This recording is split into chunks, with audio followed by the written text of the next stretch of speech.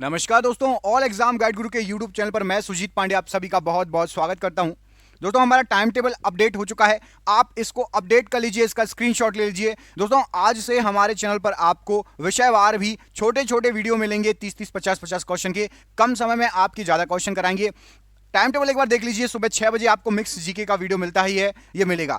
अब देखिए क्या चेंजेस हुए हैं। 10 बजे से 4 बजे तक आपको रेगुलर विषयवार वीडियो मिलने वाले हैं। 10 बजे पॉलिटी एमसीक्यू, जिसकी पॉलिटी कमजोर है, 10 बजे पॉलिटी का वीडियो डलेगा। 12 बजे हिस्ट्री एमसीक्यू का छोटा वीडियो डलेगा, 30 से 50 क्वेश्चन का छोटा डोज। 2 बजे करंट अफेयर्स का छोटा डोज रहेगा और 4 बजे भूगोल का छोटा डोज रहेगा। जिसका जो सब्जेक्ट कमजोर है उसको स्ट्रॉन्ग कर लीजिए। जॉब चाहिए, हमसे जुड़ जाइए। हम आपको शाम को 6 बजे, अभी हम क्या पढ़ रहे हैं, मिक्स जीके रहेगा। और रात में 10 बजे हम करेंगे पिछले 30 सालों से बार बार पूछे गए जीके के वन लाइनर का रिवीजन। ये रहेगा हमारा टाइम टेबल। प्लीज इसको सेव कर लीजिए, स्क्रीनशॉट ले लीजिए, इसका अपने दोस्तों को भी भेज दीजिएगा। अब से आपको हर एक विषय मिलेगा हमारे चैनल पर। चलिए तो वीडियो को स्टार्ट करते हैं। हो चुका है समय शाम के 6 बजे का और साइंस का वक्त है, साइंस एमसीक्यू का। पहला क्वेश्चन आपको स्क्रीन पर दिख रहा होगा। देखिए, इसमें पूछा गया है आपसे कि रक्त बिंबाणु यानी रक्त प्लेटलेट्स या ब्लड प्लेटलेट्स का जीवन काल कितना होता है। कितने दिन जीवित रहती हैं ब्लड प्लेटलेट्स? क्या हो जाएगा राइट आंसर? इस प्रश्न का राइट आंसर है आपका प्लेटलेट्स 3 से 5 दिन जीवित रहती हैं। ऑप्शन नंबर बी यहां पर प्रश्न के लिए राइट आंसर हो जाएगा। बढ़ते हैं अगले क्वेश्चन की तरफ। इसमें आपसे पूछा गया है पेप्सिन क्या है? बताइए पेप्सिन क्या है? एंजाइम, हार्मोन, विटामिन या फिर खनिज? पेप्सिन क्या है? राइट आंसर हो जाएगा पेप्सिन एक एंजाइम है। Option number A, pepsin enzyme की श्रेणी में आता है।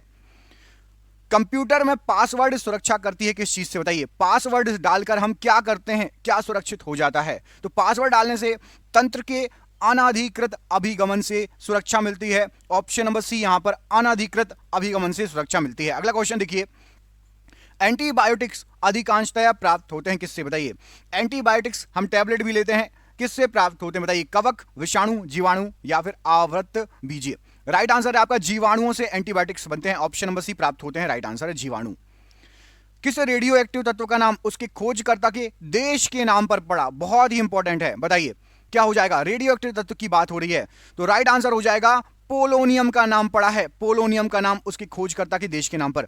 अब पोलोनियम से कौन सा देश होगा बताइए? क्या लगता है आपको पोलोनियम नाम से आपको कौन सा देश याद आ रहा है? कमेंट बॉक्स में कमेंट करके बताइए। देखते हैं किस किस को याद आ रहा है कुछ ना कुछ। मानसिक थकान का लक्षण है, बताइए मानसिक थकान का क्या लक्षण है? जब हम मानसिक रूप से थक जाते हैं, एक होता है शारीरिक दौड़ लगा दी थक गए, और एक होता है ज्यादा टेंशन ले ली, पढ़ लिया, रात भर जग गए, तो मानसिक थकान हो जाती है। उससे क्या होगा? उससे आपका किसी भी काम पर ध्यान का केंद्रित ना होना। ऑप्शन नंबर डी, ध्यान केंद्रित नहीं होगा आपका। अगला क्वेश्चन देखिए, अफ्लाटॉक्सिन क्या है? बताइए अफ्लाटॉक्सिन क्या है?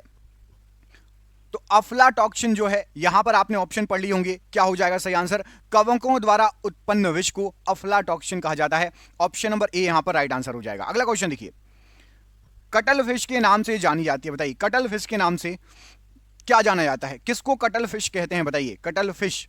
राइट आंसर क्या हो जाएगा? राइट आंसर हो जाएगा सीपियां। जो सीपियां होती हैं उसको कटल फिश कहा जाता है। ऑप्शन नंबर यहां पर भी राइट आंसर हो जाएगा। एथिलीन की प्रतिक्रिया पोटेशियम परमैंगनेट के क्षारीय तथा ठंडे घोल से कराने पर क्या प्राप्त होगा? तो एथिलीन को यदि आप पोटेशियम परमैंगनेट के ठंडे क्षारीय घोल से प्रतिक्रिया कराएंगे तो एथिलीन ग्लाइकॉल बनेगा। ऑप्शन नंबर यहां पर सी सही आंसर है, एथिलीन ग्लाइकॉल। इलेक्ट्रॉन के तरंग प्रकृति की खोज सर्वप्रथम किसने की? इलेक्ट्रॉन के तरंग प्रकृति की खोज सर्वप्रथम इनमें से किसने की? क्या हो जाएगा राइट आंसर? तो इलेक्ट्रॉन के तरंग प्रकृति की खोज डी ब्रॉगली ने की है सर्वप्रथम। Option number B, de Broglie प्रश्न के लिए राइट आंसर हो जाएगा। ह्यूमरस अस्थि कहां पाई जाती है? ह्यूमरस अस्थि इनमें से कहां पाई जाती है? क्या हो जाएगा सही आंसर? ह्यूमरस अस्थि राइट आंसर हो जाएगा। यह पाई जाती है आपकी उत्तरी भुजा पर, ऊपरी भुजा पर। ऑप्शन नंबर सी, ऊपरी भुजा पर, हाथ के ऊपर की तरफ ह्यूमरस अस्थि पाई जाती है। उबलती हुई गंधक को ठंडे जल में डालने पर क्या प्राप्त होगा? बताइए उबलते हुए गंधक को एकदम से ठंडे पानी में डाल देंगे तो क्या बनेगा? तो बनेगा आपका, ऑप्शन पढ़ लिए होंगे आपने, प्रिज्मीय, दूधिया, एकांताक्ष या प्लास्टिक। तो प्लास्टिक गंधक बनेगी। ऑप्शन नंबर डी, प्लास्टिक गंधक प्रश्न के लिए राइट आंसर है। वह धातु जिसे कैरोसिन में रखा जाता है कौन सी है? बताइए कैरोसिन में किस धातु को रखा जाता है? तो कैरोसिन को, बहुत इजी क्वेश्चन है, सोडियम धातु को रखा जाता है। ऑप्शन नंबर सी, सोडियम धातु को कैरोसिन में रखा जाता है। किसी भी ध्वनि की पिच या तारत्व उस ध्वनि तरंग की किस पर निर्भर करेगी? तो तारत्व या जो है पिच, मतलब पतली मोटी आवाज जो होती है, तो ये सभी आपकी निर्भर करेगी तरंग आवृत्ति पर ऑप्शन नंबर ए तरंग आवृत्ति राइट आंसर हो जाएगा। पेट की अम्लता दूर करने में काम आता है, बताइए क्या? पेट की अम्लता दूर करने में इनमें से क्या काम आएगा? तो यदि पेट में आपको एसिडिक लग रहा है तो आपको सोडियम बाइकार्बोनेट पेट की अम्लता दूर करने में काम आएगा। ऑप्शन नंबर डी यहां पर राइट आंसर है। विश्व का पहला कृत्रिम रबड़ कौन सा था? विश्व का सबसे पहला कृत्रिम रबड़ बताइए कौन सा है? तो सबसे पहला ऑप्शन के अनुसार राइट आंसर क्या हो जाएगा? ऑप्शन पढ़ लिए होंगे आपने, तो ऑप्शन के अनुसार नियोप्रीन ये सबसे पहला है। ऑप्शन नंबर ए नियोप्रीन प्रश्न के लिए राइट आंसर हो जाएगा। एसएससी सीजीएल का क्वेश्चन अभी का लेटेस्ट। निम्न में बैक्टीरिया से फैलने वाला रोग कौन सा है? बताइए इनमें से बैक्टीरिया से फैलने वाला रोग कौन सा है? तो राइट आंसर हो जाएगा तपेदिक। ये बैक्टीरिया से फैलने वाला रोग है। ऑप्शन नंबर बी तपेदिक प्रश्न के लिए बिल्कुल सही आंसर हो जाएगा। किसी पत्ती का मुख्य कार्य बताइए, किसी पत्ती का मुख्य कार्य क्या होता है? तो किसी भी पत्ती का मुख्य कार्य होता है भोजन तैयार करना। ऑप्शन नंबर ए भोजन तैयार करना राइट आंसर हो जाएगा। कमेंट करके बताइए पौधे भोजन तैयार करते समय कौन सी गैस लेते हैं और कौन सी गैस को छोड़ते हैं? पौधे भोजन तैयार करने के लिए कौन सी गैस आवश्यक है? बताइए प्रकाश संश्लेषण की क्रिया में कौन सी गैस आवश्यक है? अमरबेल जिसको कसकुटा भी बोला जाता है, अमरबेल का एक उदाहरण बताइए। अमरबेल का उदाहरण क्या है? तो अमरबेल जो रहती है ये परजीवी होती है। ऑप्शन नंबर बी दूसरे पेड़ों पर लपटी रहती है, परजीवी होती है। ऑप्शन नंबर बी यहां पर राइट आंसर हो जाएगा। मानव में सांस वर्णक कौन सा है? बताइए मानव में सांस वर्णक कौन सा है? तो मानव में सांस वर्णक जो रहेगा वो रहेगा आपका हीमोग्लोबिन। ऑप्शन नंबर डी यहां पर हीमोग्लोबिन राइट आंसर है। अगला क्वेश्चन देखिए, रुधिर में एक तरल माध्यम होता है जिसे क्या कहते हैं? रुधिर में खून में एक तरल माध्यम होता है, उसको क्या कहा जाता है? तो उसको कहा जाता है आपका plasma. Option number C plasma right answer हो जाएगा, कहा जाता है। अगला क्वेश्चन देखिए, कौन सी कोशिकाएं हैं जो पूरे शरीर में भ्रमण करती हैं और रक्तस्राव के स्थान पर रुधिर का थक्का बनाकर उसका मार्ग रोक देती हैं? कट जाता है तो तुरंत खून जम जाता है, कौन सी कोशिकाओं के कारण खून जम जाता है? बताइए या रुक जाता है? राइट आंसर क्या है? राइट आंसर है आपका platelets. Option number C platelets right answer है प्रश्न के लिए। लसिका किसका वहन करती है? बताइए लसिका किसका वहन करती है? तो लसिका वसा का वहन करेगी। प्रोटीन हार्मोन ग्लूकोज वसा में से वसा का वहन करेगी कौन? लसिका, याद रखिएगा। जिब्रेलिन क्या है? बताइए जिब्रेलिन इनमें से क्या है? अम्ल कोशिका हार्मोन या कवक? राइट आंसर हो जाएगा जिब्रेलिन आपका हार्मोन है। ऑप्शन नंबर सी एक प्रकार का हार्मोन है। पीयूष ग्रंथि से स्रावित होने वाले हार्मोन को क्या कहा जाता है? बताइए पीयूष ग्रंथि से स्रावित होने वाले हार्मोन को क्या कहा जाता है? राइट आंसर हो जाएगा वृद्धि हार्मोन निकलता है पीयूष ग्रंथि से। कौन सा? वृद्धि हार्मोन। ऑप्शन नंबर यहां पर ए राइट आंसर हो जाएगा। स्फुरदीप्त अंग किन में पाए जाते हैं? बताइए स्फुरदीप्त अंग किन में पाए जाते हैं? पहाड़ी जीव, समुद्री, स्थलीय या सभी गलत हैं? राइट आंसर हो जाएगा आपका स्फुरदीप्त अंग ये पाए जाते हैं आपके समुद्री जीवों में। ऑप्शन नंबर बी यहां पर राइट आंसर है।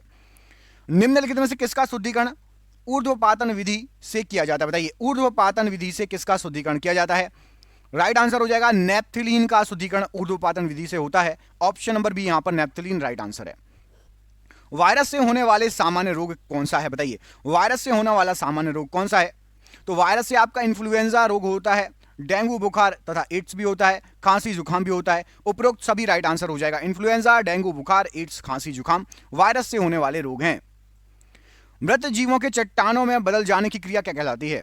मृत जीवों के चट्टानों में बदल जाने की क्रिया क्या कहलाती है? राइट आंसर हो जाएगा इसको कहा जाता है आपका putrefaction. Option number B putrefaction right answer हो जाएगा।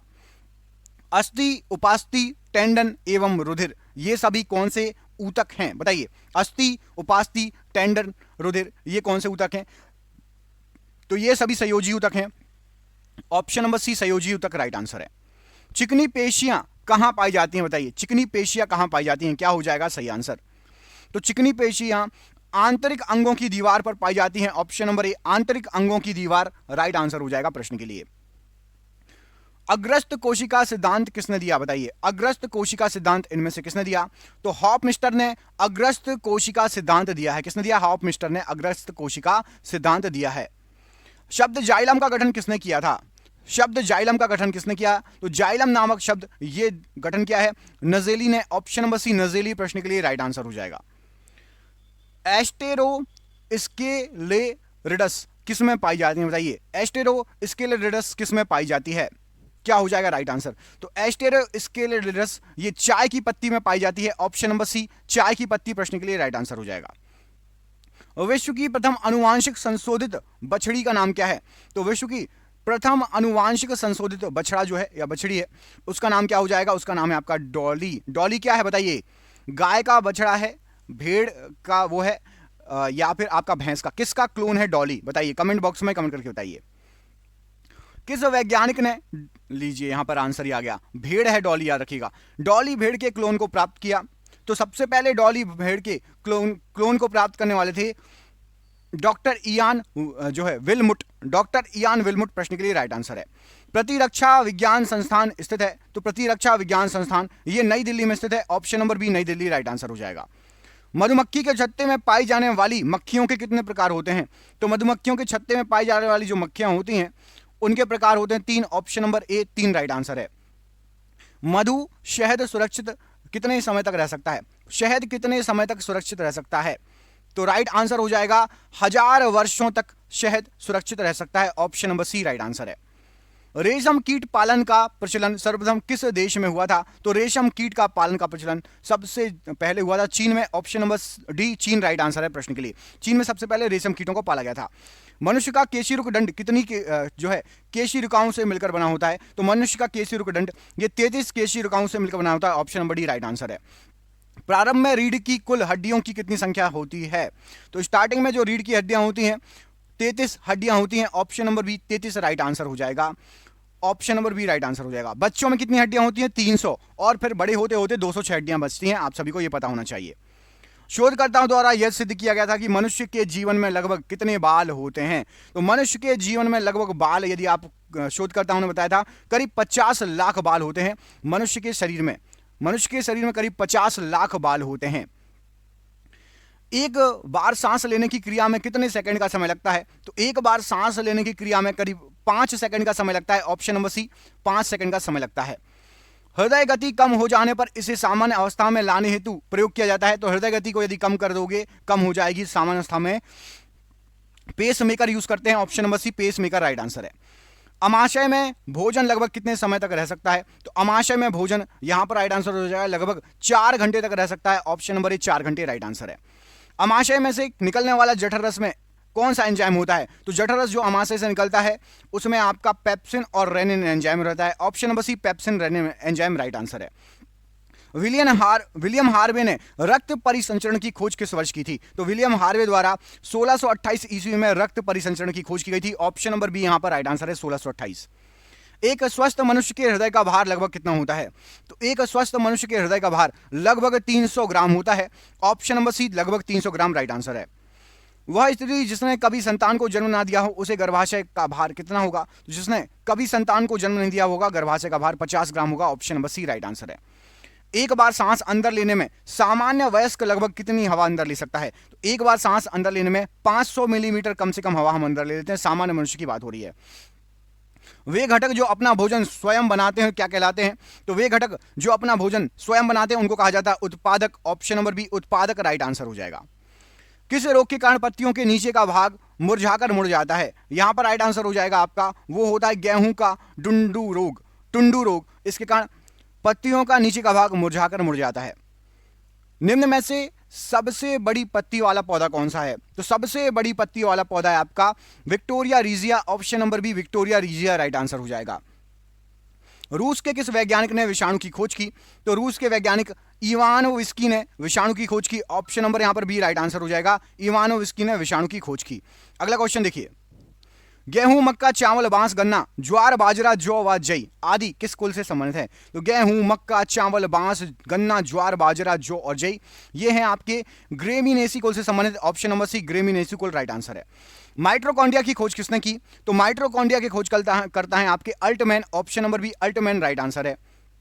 चिंपांजी में कितने जोड़े गुणसूत्र पाए जाते हैं? तो चिंपांजी में राइट आंसर हो जाएगा 24 जोड़े गुणसूत्र पाए जाते हैं। ऑप्शन नंबर बी 24 जोड़े गुणसूत्र पाए जाते हैं। प्रत्येक गुणसूत्र में जेली की समान एक गाढ़ा भाग होता है, उसे क्या कहा जाता है? तो गुणसूत्रों में जेली के समान गाढ़ा भाग होता है, उसको कहा जाता है matrix. Option number C matrix right answer है। ऊंट की गर्भावधि निम्नलिखित में से कितने दिन की होती है? तो ऊंट की गर्भावधि होती है 365 से 400 दिन। Option number C right answer हो जाएगा 365 से 400 दिन। सिलिकॉन कार्बाइड किस कार्य में प्रयुक्त होता है? तो सिलिकॉन कार्बाइड ये बहुत कठिन पदार्थों को काटने के लिए प्रयोग किया जाता है। Option number C right answer है। चांदी के आभूषणों का लंबे समय बाद काला पड़ जाना, क्या रीजन है इसका? तो चांदी के आभूषणों का काला पड़ जाना, इसका कारण है आपका ऑक्सीकरण एवं रासायनिक क्रिया। ऑप्शन नंबर सी, ऑक्सीकरण के कारण एवं रासायनिक प्रक्रिया के कारण काला पड़ जाता है चांदी। कोमल साबुन में सोडियम के स्थान पर क्या होता है बताइए? कोमल साबुन में सोडियम के स्थान पर क्या होता है? तो सोडियम के स्थान पर कोमल साबुनों में पोटेशियम का यूज किया जाता है। Option number B, potassium right answer है। कॉपर सर्वप्रथम कहां खोजा गया था? तो कॉपर सबसे पहले खोजा गया था साइप्रस में। ऑप्शन नंबर ए, साइप्रस प्रश्न के लिए राइट आंसर हो जाएगा। गैंग किसे कहते हैं? तो गैंग कहा जाता है पृथ्वी से उत्पादित खनिज अयस्कों में अशुद्धियों को। ऑप्शन नंबर डी यहां पर राइट आंसर है। शुद्ध एथेनोइक अम्ल का गलनांक कितना होता है? तो शुद्ध एथेनोइक अम्ल का गलनांक 290 केल्विन होता है। Option number B right answer है। मेंडलीफ ने जब अपना कार्य आरंभ किया तब वह कितने तत्व ज्ञात थे उनको? तो मेंडलीफ के पहले जब उन्होंने कार्य आरंभ किया 63 तत्व ज्ञात थे उसके पहले, याद रखिएगा। आवृत्ति का एसआई मात्रक क्या होता है? तो यहां पर जो ऑप्शन दिए गए हैं आवृत्ति का एसआई मात्रक Heinrich Hertz. Option number B, या हर्ट्ज भी आ सकता है, Heinrich Hertz. Option number B right answer है। 99.985% हाइड्रोजन परमाणुओं में केवल एक प्रोटॉन होता है और इसको क्या कहा जाता है? तो 99.985% हाइड्रोजनों में एक ही परमाणु होता है, एक ही प्रोटॉन होता है, प्रोटॉन, और उसको कहा जाता है आपका protium. Option number B, protium प्रश्न के लिए राइट आंसर हो जाएगा। अगला क्वेश्चन देखते हैं। अगले क्वेश्चन में क्या पूछा गया है? इसमें आपसे पूछा गया है कौन सी स्थायी ऊतक एक पौधे को कठोर और मजबूत बनाता है? बताइए कौन सा स्थायी ऊतक, ऊतक लिखा है, ऊतक नहीं, एक पौधे को कठोर और मजबूत बनाता है। राइट आंसर हो जाएगा आपका स्क्वेरेलिन काइमा। यह बनाता है पौधों को कठोर और मजबूत। ऑप्शन नंबर बी यहां पर राइट आंसर है। प्रजनन के लिए फूलों में आवश्यक अंग कौन सा होता है? तो प्रजनन के लिए फूलों में पुंकेसर और स्त्रीकेसर आवश्यक अंग कहलाता है। एक पौधे में माफ कीजिएगा, इनमें से क्या एक बीज में परिवर्तित होता है? एक बीज में, बीज नहीं बीज, तो पौधे में बीज में परिवर्तित होता है बीजाणु। ऑप्शन नंबर बी, बीजाणु राइट आंसर है। किसी तरल की समान मात्रा के लिए निम्नलिखित में से किस प्रक्रिया की गति सबसे धीमी होगी? तो तरल की समान मात्रा के लिए वाष्पीकरण की प्रक्रिया सबसे धीमी होगी। ऑप्शन नंबर सी। CO2 में कार्बन की प्रतिशत मात्रा कितनी है? तो CO2 में 27.3% कार्बन होता है। Option number A 27.3% right answer है। स्वैच्छिक मांसपेशियां किसमें विद्यमान होती है? तो स्वैच्छिक मांसपेशियां ये आपके हाथ में रहती हैं। ऑप्शन नंबर ए, हाथ राइट आंसर हो जाएगा। एक टेबल, एक कुर्सी, फल भरा एक कटोरा और एक वायलिन एक आदमी को खुश होने के लिए क्या चाहिए? ये किसका कथन है बताइए? एक टेबल, एक कुर्सी, एक फल भरा कटोरा, एक वायलिन एक आदमी को खुश होने के लिए, इसके अलावा और क्या चाहिए? ये जो कथन है ये अल्बर्ट आइंस्टाइन ने कहा था। Option number B right answer हो जाएगा। मानव नरों में मूत्र और वीर्य के प्रवाह के लिए एक ही अनांग है जिसे क्या कहा जाता है? तो इसको कहा जाता है आपका मूत्र मार्ग। ऑप्शन नंबर सी, मूत्र मार्ग राइट आंसर है। थायरॉक्सिन के संश्लेषण के लिए निम्नलिखित में से क्या आवश्यक है? तो थायरॉक्सिन के लिए आयोडीन आवश्यक है। Iodine option number A. निम्नलिखित में से कौन बढ़ते भ्रूण के लिए पोषक ऊतक का कार्य करेगा? तो बढ़ते हुए भ्रूण के लिए आपका एंडोस्पर्म पोषक ऊतक का काम करेगा। क्लोरीन गैस का उपयोग निम्नलिखित में से किसके निर्माण के लिए किया जाता है? तो क्लोरीन गैस का निर्माण होता है ब्लीचिंग पाउडर के लिए। Option number D. और ये रहा आज का आपका आखिरी क्वेश्चन। आपको इसका क्वेश्चन का आंसर कमेंट बॉक्स में कमेंट करके बताना है। एक पौधे के तने या जड़ का घेरा किस कारण से बढ़ता है? बताइए पौधे के तने या जड़ का जो घेरा होता है वो किस कारण से बढ़ता है? ऑप्शन नंबर ए और ऑप्शन नंबर बी में से कोई एक आंसर सही है। थोड़ा टफ क्वेश्चन है, देखते हैं आप लोगों में से कौन कौन जवाब दे पाता है। दोस्तों यदि वीडियो अच्छा लगा हो तो प्लीज वीडियो को शेयर कीजिएगा। इसके अगले वाला आपको टाइम टेबल मैंने बताया ही था, ये हमारा टाइम टेबल है। अगला आपकी क्लास होगी रात के 10 बजे जिसमें हम पढ़ेंगे 30 साल से आए हुए जीके के वनलाइनर का रिवीजन करेंगे। तो प्लीज रात के 10 बजे आ जाइएगा और प्लीज इस टाइम टेबल को सेट कर लीजिए, स्क्रीनशॉट ले लीजिए इसका, और जरूर आप इनमें से जो भी आपका सब्जेक्ट कमजोर हो उसको जरूर पढ़िएगा। मिलते हैं अगले वीडियो में, तब तक अपने ख्याल रखिए। आप सभी का बहुत बहुत धन्यवाद दोस्तों, आपका निशुभ हो, बहुत बहुत धन्यवाद।